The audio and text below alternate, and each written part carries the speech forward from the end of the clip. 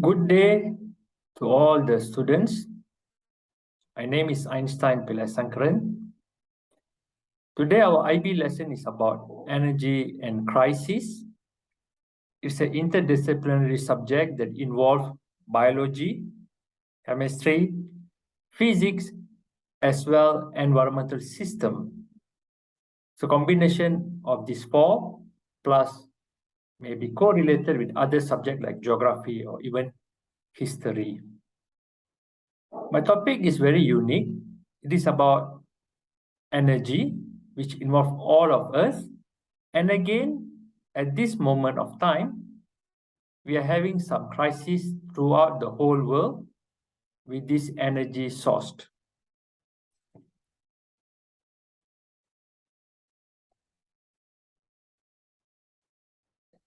Since we like to use our approaches to teaching and learning, it's based on inquiry. Therefore, I like all the students to open up your laptop or to take your note or books while we are going through this lesson.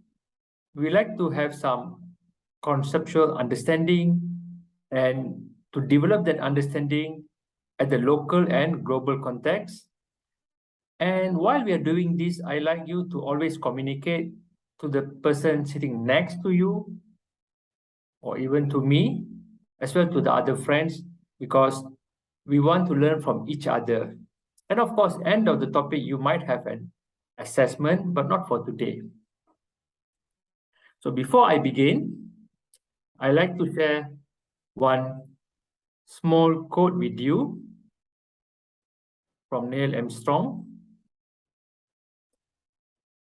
In our approach, is one small step that we take as a man is one giant leap for mankind. And today, as an internationally minded, I just want to wish for some friends or maybe some community throughout the whole world that they have some celebration called Apimi Hayami Aiha. And this is a time for hospitality, generosity, and caring for the needy. So if you wish anybody happy Hayami Aiha, you are sharing your generosity and happiness with them. So it is a thing for you to go and find out who celebrate this Apimi Ayam Aiha in your community. Okay. So I only have about 7 slides that I'm going to discuss for our lesson today. And I'm putting forward some questions that I like to think thoroughly about this. Why we need energy? How do we harvest energy, for example, in this country? And of course, uses of energy. And I highlighted at the end, current challenge and crisis. This is a research question that is going beyond than our lesson itself, because it will take some time for you to do more research, collaborate with others, even with other subjects, try to think what is the current challenge and crisis in energy here. While giving you some time, you always feel free to communicate and discuss with your neighboring friends or share your ideas with me. Now, as we're moving, so for some of us who have took physics in IB topic 8.1, we come across type of energy. So we can usually classify them into renewable energy or non-renewable energy.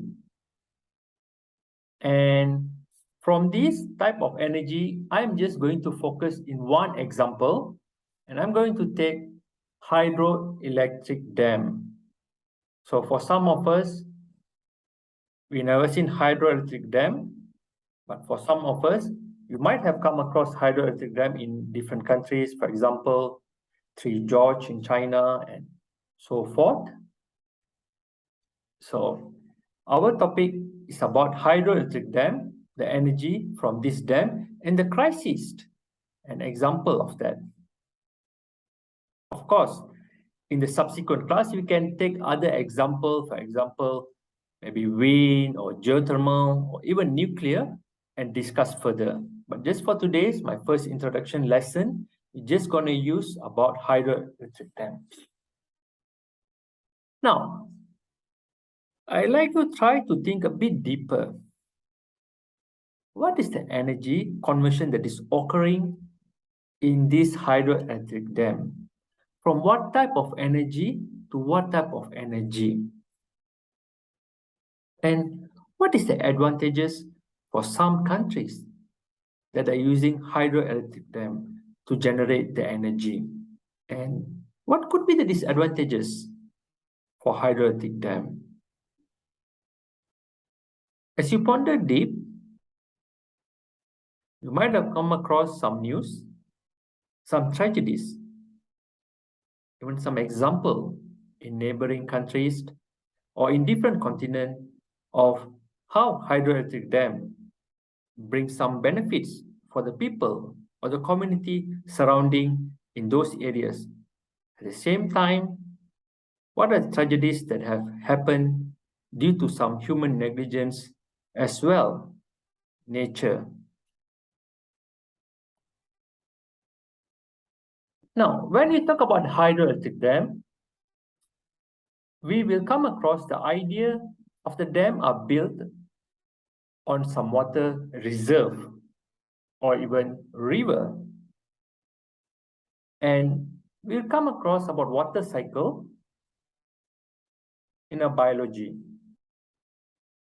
So if you can remember some form of example of cycle like water cycle, nitrogen cycle, carbon cycle, even for some students who take chemistry like Born-Haber cycle. What is so unique about this cycle, especially water cycle? As you can see, there are many processes that is happening, and I just like to use diagram form that I like some students to sketch it in their book, okay? And then draw up this water cycle and even label it if you can. And try to think, again, the same question. Do we have energy transmission between each of these states in this water cycle? And my research question again, does dam built by human interfere the water cycle?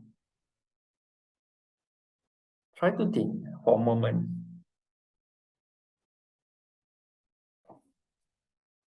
Now, since we are talking about energy, I'd like you to look from a different angle, again, beyond physics, beyond biology, in terms of chemistry.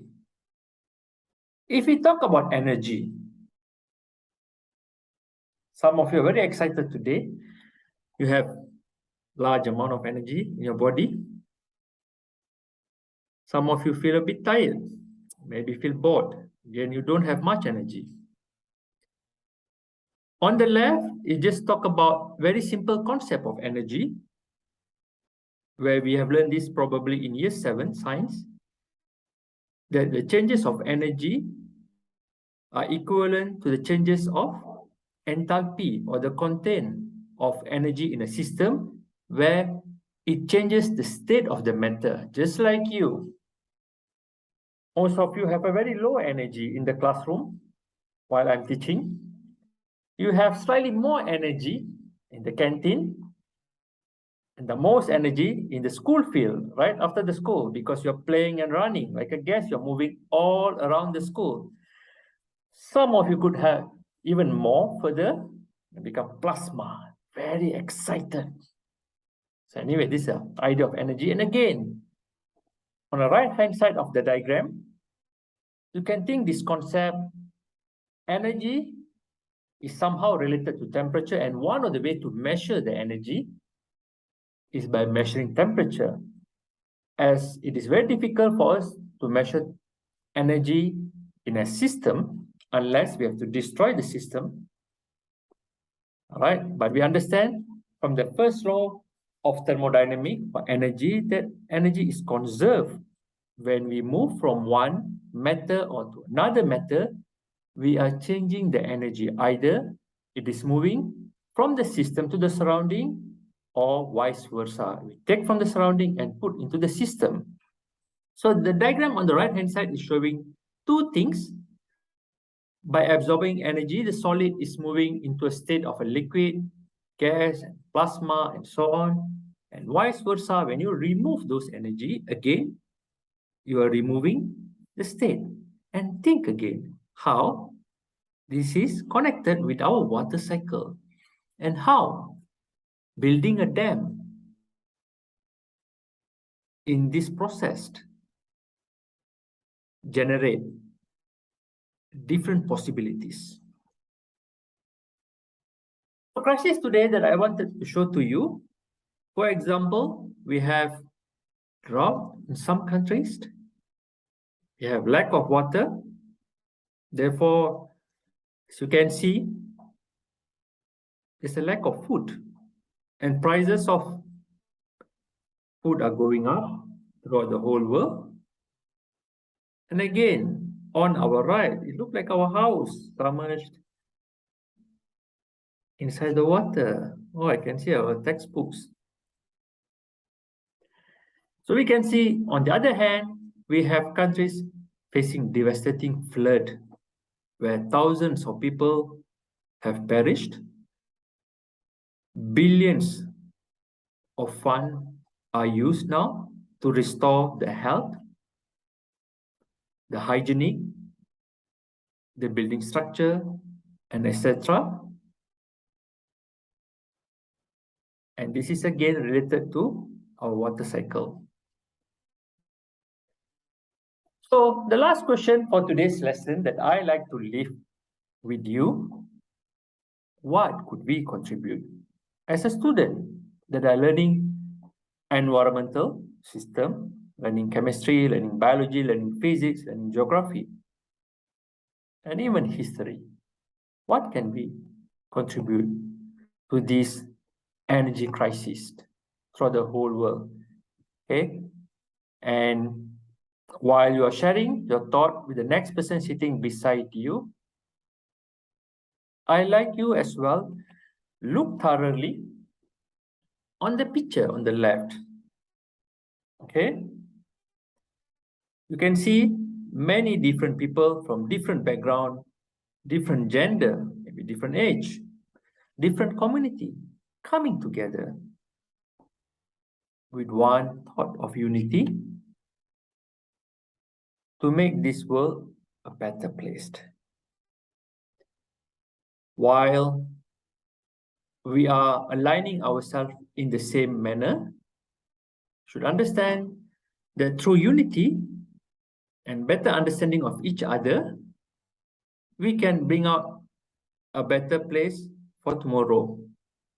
Okay, so I hope in our class we have developed some good skill. First of all, thinking skill. Second, communication. Okay, third, ability to share your ideas with the others, and not to forget our research skill, that you need to go and find more information on this topic about energy and crisis, and able to come out in a better way of understanding this at our classroom level. So I hope while you're doing this, you will still remember our importance in our social and community life, that each and one of us can contribute one small step for a better day tomorrow. See you all for the next lesson. Saubon and Dustin Nanya.